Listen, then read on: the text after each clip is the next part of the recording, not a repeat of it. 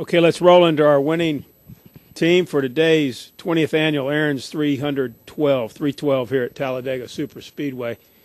And as I mentioned earlier, series record 56 lead changes today, and Kyle Busch certainly was played a big part of that. But just a couple things about Kyle's win today. He drove the number 18 Z-Line Designs Toyota, and he's joined up front with his crew chief, Jason Ratcliff. This is Kyle's 47th NASCAR Nationwide Series win, second all-time behind only Mark Martin, who has 49. This is Kyle's 92nd National Series victory in the sport, his first nationwide win at Talladega, and his fourth nationwide series victory in 2011.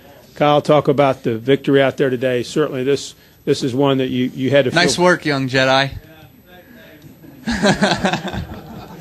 You had to feel pretty good about this one today, Kyle. Yeah, I mean, it comes down to just who you can get with, who you can work with there at the end of the race. Unfortunately, we had a teammate out there that was really good to work with today, and Joey and those guys with the 20 car, the GameStop guys, did a nice job getting him in position, keeping him in position all day. And you know, we kind of fell back a little bit. He kind of fell back a little bit. So it was interesting the way you kind of would bounce back and forth a little bit through the field. But, you know, we got caught up in that wreck down the backstretch. I was pushing I think I was pushing the one car, and then somebody behind me ran into me. I don't know if it was Clint or who it was, and just jacked me sideways, and everybody was kind of wrecking from there. So we got hit a couple times, and I thought the thing was killed. I mean, it knocked the steering wheel out of my hand once. So it was dragging and smoking and sparks are flying and everything else coming down pit road. So I was like, dude, this thing's just junk. So fortunately, my pit box was before the entrance to the garage area, so I could stop there and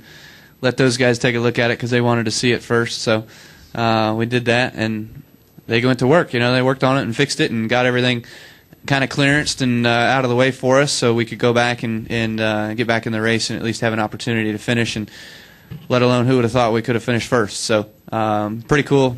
Nice, exciting race today, and you know, interesting there at the end with the way the caution came out, I guess, and we were out front. Jason, talk about those repairs you had to make on that car. Somebody said afterwards that car looked like it had been racing at Martinsville today. That's what I thought. It looked, Martinsville cars look better now. Yeah, no kidding. Yeah, it's crazy. At all the racetracks you go to, this place in Daytona, Talladega and Daytona, man, you spend so much time getting the bodies right, you know, straight, and you look at that thing and you're like, I can't believe it can even run minimum speed. But you know, great job by the guys on pit road. Came in there, 3 corners were knocked off of it, the crush panels were falling out of it. It was a mess, but they did a great job of orchestrating the repairs to keep from losing a lap. And then, like Kyle said, you got to have a teammate, and thankfully Joey was committed there at the end to stand behind us and pushing us. He felt comfortable there, and you know, that's the only way we're going to win it. So thanks to those guys and the 20 team for their hard work. If they didn't have a fast race car, we wouldn't have won it either. So it was a total team effort, and yeah, it's the ugliest race car we've ever had in Victory Lane. And to think you could do it at a restrictor plate race, maybe it's a new car thing. Maybe we just need to next time come down pit road, first stop, and knock all the fenders off of it and be done with it. But fun day. Questions now. We'll start with Reed. Go ahead. Reed Spencer with Sporting News. First for Jason. Does the 2-car draft sort of put the old rule about having to have an aerodynamically slick car sort of out the window? I mean, is that why cars that are damaged appear to be able to come back and run up front again? And for Kyle, now being 2 wins away from Mark Martin, are you close enough to start thinking about that and thinking about when that might happen? Yes. I mean, the thing about, you know, to think you could even reach Mark Martin's, I mean, it's incredible. And to be a part of that, and nobody more deserving of that than Kyle. He's worked really hard for it. And for us to be a part of that as his team, it's going to be fun. I mean, it's going to happen. When is it going to happen? Where is it going to happen? Who knows? We're just going to keep winning races like we've been doing and enjoying that. But the aerodynamic part of it, I think you're right. I think there are parts of the car that if they get damaged, you would suffer tremendously. As far as the nose, if you get a hole in the nose, it's obviously going to slow the lead car down. We were fortunate that the back bumper It tore the side up, it tore the left rear quarter panel up, but the back bumper was in good shape. And if it wouldn't have been in good shape, then Joey obviously wouldn't have been able to push us. So you got to have the back bumper in good shape, and I think as long as the windshield forward is in decent shape, these things run, they get hooked up and run pretty good together, more so than the old car did.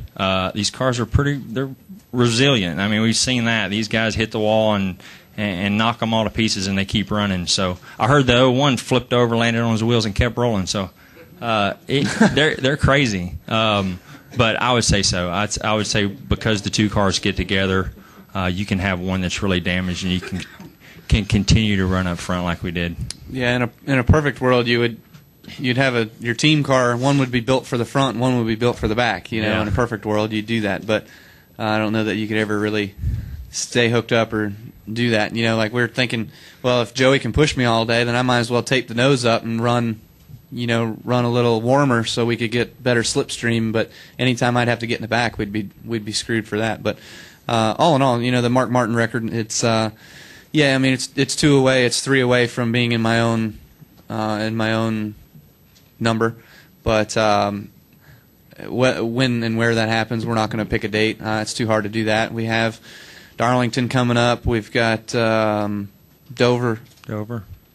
We're not going to Richmond. Nashville next week. Yep. So there's definitely some good opportunity here to win 3 more races before June or right into June. But if everything goes right, maybe we could do that. But if it comes here this year, great. Hopefully. If not, then we'll just wait and see if we can't do it again next year. Go ahead, Al. Yeah, Al Pierce, Al Pierce, Smart. I asked Joey, and he sort of said he really couldn't see, so he wasn't sure. When you came up through the middle between Bain and Edwards and Nemechek and Wallace, maybe, was there a hole there, or did you make a hole? I don't know. I saw daylight, and I said, if I can see daylight, I'm shooting for it. It was if I would have steered to the top to go around, Joey would have off-centered on me, and it probably would have spun me out. So I knew this is it, man. This is the only opportunity I got here, and if I get in here and I start bouncing off these guys, we're all going to wreck. So fortunately, that didn't happen because I know those guys probably would have gotten really, really mad at me. But somehow we made it through there, and it was not. I didn't think it was wide enough for a car to fit through, but I certainly made it wide enough for a car to fit through. Trevor Bain came over to me and he asked me, he goes, "Was it wide enough for you to fit through?" And I said, "I don't think so." He goes, "Well, how the heck did you get through there?" And I just closed my eyes and held my foot to the floor and prayed for the best. Other questions? Bob Pockris has one. Bob Parker, Scene Daily. On that one of those big wrecks there with McMurray and those guys, Waltrip talked about that he was mad and he felt like Sadler and McMurray were trying to get back to each other too quickly on the restart, trying to get hooked up.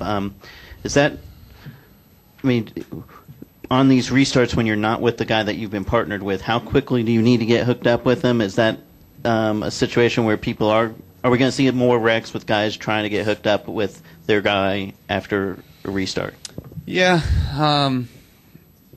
It's interesting you asked that because Joey and I were kind of debating on that too. When we'd restart and guys would try to get with each other in turn one, you could almost just drive by them. But as soon as you drive by them and you're not hooked up with somebody, they're going to have the momentum coming down the back and they're going to go right back by you. So, it's a game. It's a chess match, and you just have to figure out what's best for you in your particular situation. Joey and I just felt like that if we could, the sooner we could get hooked up, the better we could just get going. But also we wanted to make sure that we did it as best as we could. One time there, I think it was the second to last restart, I got up in front of him and he kind of came down and we kind of got hooked and we almost wrecked. But fortunately we held it straight somehow and then kept going. So it's interesting. We're going to see it a lot tomorrow, when there's guys that are, the perfect scenario is when there's a leader and then somebody here pushing that guy and then somebody here pushing that guy.